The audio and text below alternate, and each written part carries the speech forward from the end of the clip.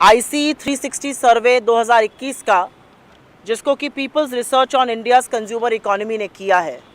और ये दोनों ही रिपोर्ट एक बात बताती हैं कि इस देश में गरीब और गरीब होता जा रहा है, अमीर और अमीर होता जा रहा है, और ये खाई इतनी बढ़ रही है कि ये भयावह स्थिति पैदा कर रही है।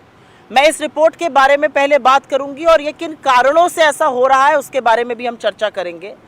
सबसे पहले तो इस रिपोर्ट के मुताबिक आज इस देश की 20% सबसे गरीब आबादी, मोटा मोटा 15 करोड़ परिवारों की आय पिछले साल 53% कम हो गई है। और ये कम नहीं हुई है, 53% आय पर मोदी सरकार ने सेंध लगाई है।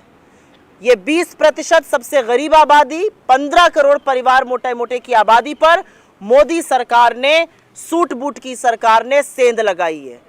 ये 8 साल पहले भी सूट बूट की सरकार थी और आज भी सूट बूट की सरकार है। और हम सबसे गरीब परिवारों की बात नहीं कर रहे हैं। इसमें जो लोअर मिडिल कैटेगरी है उसकी आय करीब करीब 32% कम हुई है। जो मिडिल इनकम कैटेगरी है उसकी आय 9% कम हुई है।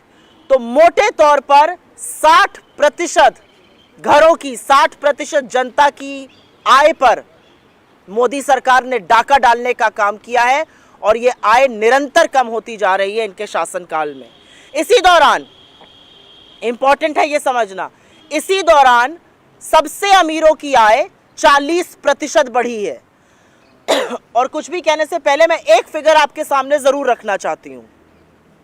2005 से 2015 के बीच वस्तुतः जो यूपीए का शासनकाल था उसमें 20% जो सबसे गरीब हाउस होल्ड थे, जो सबसे गरीब परिवार थे, उनकी आय 183% बढ़ी थी।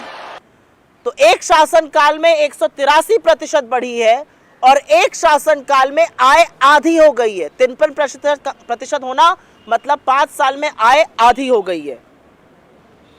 और ये क्यों हुआ है? क्योंकि सूट बूट की सरकार अमीरों से प्यार करती है और गरीबों पर अत्याचार करती है।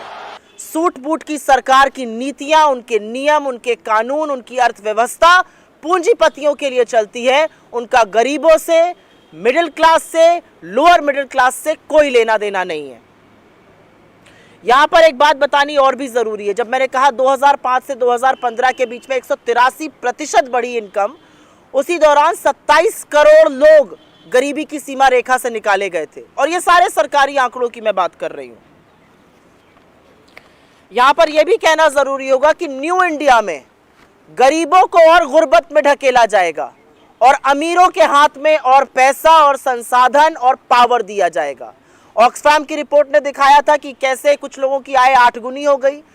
और एक बात मैं यहां पे बताना चाहती हूं कि सरकार कोरोना के पीछे नहीं छुप सकती है, क्योंकि कोरोना और कोविड तो अमीरों के लिए भी था, लेकिन उनकी आय 40% बढ़ती है और सबसे गरीब लोगों की आय अधिया जाती है, आधी हो जाती है।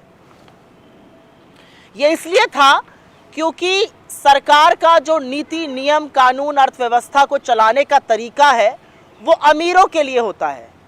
पिछले 5 सालों में जब ये हमने फर्क देखा कि कैसे उनकी आय आधी हो गई, उस दौरान सरकार ने क्या किया? पेट्रोल के दाम बढ़े, डीजल के दाम बढ़े, रसोई गैस के दाम बढ़े, लेकिन कॉर्पोरेट टैक्स कम हुआ।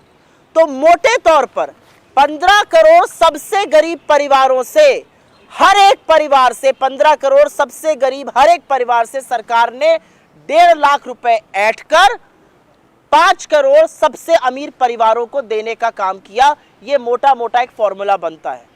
अगर 40% 20% की बढ़ रही है और 53% आधी हो रही है सबसे नीचे वाले 20% की, तो उन्होंने सबसे गरीब परिवारों से 1.5 लाख रुपए देकर सबसे अमीर परिवार को देने का काम किया। और ये क्यों हुआ? क्या ये गलती से हो गया? बिल्कुल नहीं।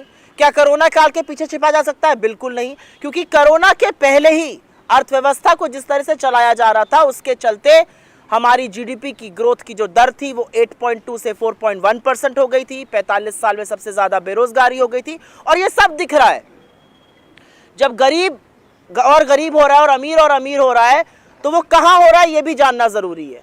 और ये आंकड़ा बहुत जरूरी है जानना, क्योंकि जो सबसे ज्यादा गरीबी बढ़ी है जो 20% सबसे ज्यादा प्रभावित हुए हैं वो ज्यादातर शहरी इलाकों में हुआ है। अर्बन पावर्टी जिसको कहते हैं वो बहुत जोरों से बढ़ी है, रूरल पावर्टी उसके मुकाबले में कम बढ़ी है। और इसका सिर्फ एक कारण है, जिस मनरेगा को मोदी जी हमारी विफलताओं का प्रमाण कहते थे वो संजीवनी साबित हुआ। उसने रूरल एरिया में, ग्रामीण क्षेत्रों में संजीवनी का काम किया, लोगों के हाथ में पैसा दिया और उससे लोगों की अर्थव्यवस्था थोड़ी बहुत चलती रही। ग्रामीण क्षेत्रों में वो हुआ, लेकिन शहरी क्षेत्रों में ऐसी कोई व्यवस्था नहीं है। और इसीलिए न्याय जैसी योजना की आज जरूरत है। हम लगातार कह रहे हैं, जिस दिन से पैंडेमिक शुरू हुआ है उसके पहले से हम लगातार कह रहे हैं, न्याय जैसी एक व्यवस्था की जरूरत है जहां पर गरीब लोग जो प्रभावित है इस अर्थव्यवस्था की कंप्लीट रुइन से, उनके हाथ में पैसा डाला जा सके, उनका उपभोग बढ़े, निवेश बढ़े। लेकिन ऐसा सरकार नहीं करती है। और आज ये बात करनी इसलिए जरूरी है क्योंकि बजट में अब कुछ ही दिन रह गए, आज से 6 दिन बजट में रह गए, 6 से 7 दिन। और इस बजट का एक ही और सिर्फ एक केंद्र बिंदु होना चाहिए।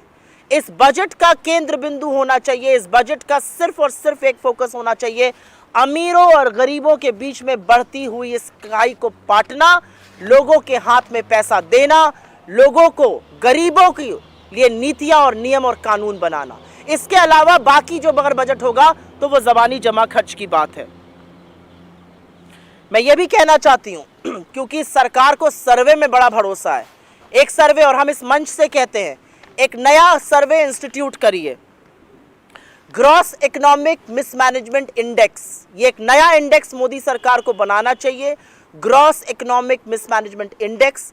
इस इंडेक्स के चलते पता तो चले कि ये सरकार बेरोजगारों के साथ, गरीबों के साथ क्या कर रही है, किस तरह से इकोनॉमिक ग्रोथ को अधिया दिया गया, किस तरह से निवेश खत्म हो गया, किस तरह से उपभोग प्रभावित हुआ, किस तरह से निर्यात खत्म हुआ इस इकोनॉमी में। ये अगर पता करना है तो मोदी जी के नीति, नियम और कानून देखने हैं जो अमीरों के लिए बनते हैं और गरीबों का उसमें शोषण होता है। मैं इस मंच से एक बात ये भी कहना चाहती हूँ, और ये ज़रूरी बात है कहने के लिए, कि हम पहली बार जो टेक्निकल रिसेशन में गए, हमने जिस तरह से रोजगार नष्ट होते हुए देखे, इस रिपोर्ट के मुताबिक ज्यादातर रोजगार छोटे, मध्यम, लघु उद्योगों के लिए हुए। और राहुल जी लगातार ये कहते हैं कि ऐसे जो उद्योग होते हैं वो किसी भी इकोनॉमी का रीढ़ की हड्डी होते हैं, उनका नष्ट होना, उनका क्षतिग्रस्त होना इकोनॉमिक रुइन, इकोनॉमिक बदहाली का कारण बनता है। तो इस मंच से हम 2 चीज़ें कहना चाहते हैं। बजट आने वाला है, इस बजट का एक ही केंद्र बिंदु होना चाहिए कि आप गरीबों और अमीरों की खाई को पाटिए, गरीबों के हाथ में पैसा दीजिए। जो शहरी गरीबी बढ़ती जा रही है, जो शहरी गुर्बत बढ़ रही है, उसके बारे में कुछ कीजिए। सबसे पहले तो समस्या का समाधान ढूंढने के लिए, आपको समस्या का निवारण करने के लिए समस्या को एक्सेप्ट करना, उसको स्वीकार करना ज़रूरी है। लेकिन ये सरकार समस्या को स्वीकार ही नहीं करना चाहती है। ज़रा सी ग्रोथ आती है, आप 7.5 फीट अंदर चले गए थे ज़मीन के, अगर आप 8 फीट ऊपर भी आ रहे हैं तो आप आधा फीट ही ऊपर अभी आए हैं, उस पर तालियां होने लगती हैं और आज एक और रोकने लगते हैं।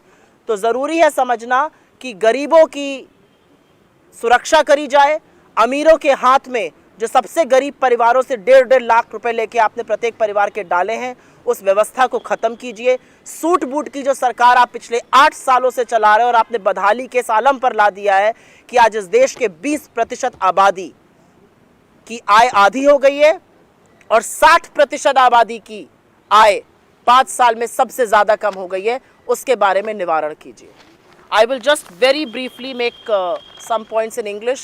I have largely used English and Hindi together, but first the Oxfam report and now the ICE 360 survey, which is done by the People's Research on India's consumer economy, has very categorically stated how the divide, how the deep fissures between the rich and the poor in this country are only widening.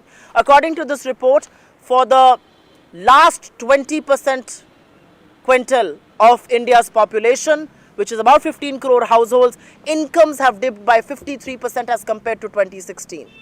And incomes for lower middle income group have dipped by 32%, for middle income group by 9%. So on a broad speaking level, 60% of India is today earning less than what it was earning 5 years back. And this is one survey after the other showing this. So there's got to be some truth in how the income divide is widening.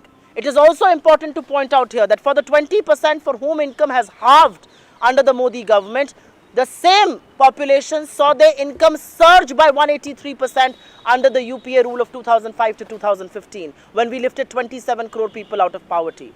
But guess what? Whose income is going up? The richest 20% are richer by 39%. Their incomes have gone up by 39%. And survey after survey, report after report is showing that. So there really is some deep trouble in the economy. Because the suit boot sarkar, the people who only make policies for the rich and for the well-heeled, are only focusing on their wealth. We've seen how income divide is increasing in this economy. And so we from this platform suggest two things. Gross Economic Mismanagement Index should be instituted so that one gets to know how badly mismanaged the Indian economy is. Why is unemployment on the rise? Who is price rise affecting the most? Why are corporate taxes being cut but GST, which is being borne by everybody, being increased? These are the questions that the government of the day must answer. But because the union budget is right around the corner, from this platform we categorically and assertively insist that the union budget must and only focus on bridging this divide between the rich and the famous. The union budget should only and only focus on increasing money in the hands of the poor. The union budget should pay attention how urban poverty is going up manifold and rural poverty in comparison has gone up but gone up lesser, because Manrega has come to fore, Manrega has served the purpose, it has ring-fenced, it has protected the rural economy. And at this stage, I really think that the government of the day, which is about to present the union budget, should accept the problem that there is a huge income disparity problem, there is a huge increasing income inequality in this country, and if you're not going to bridge that, we are going to face very, very grave consequences. This will have repercussions on social equity, this will have repercussions on crime, this will have repercussions of all kinds. This will have repercussions on our demographic dividend, which you have turned into a demographic disaster. So from this stage, we only say that the income disparity is increasing, and it is on account of the government. The government is robbing the poor of their wealth, of their income, of their opportunities. And this must be put to an end. Thank you very much. आपके सवालों का स्वागत है.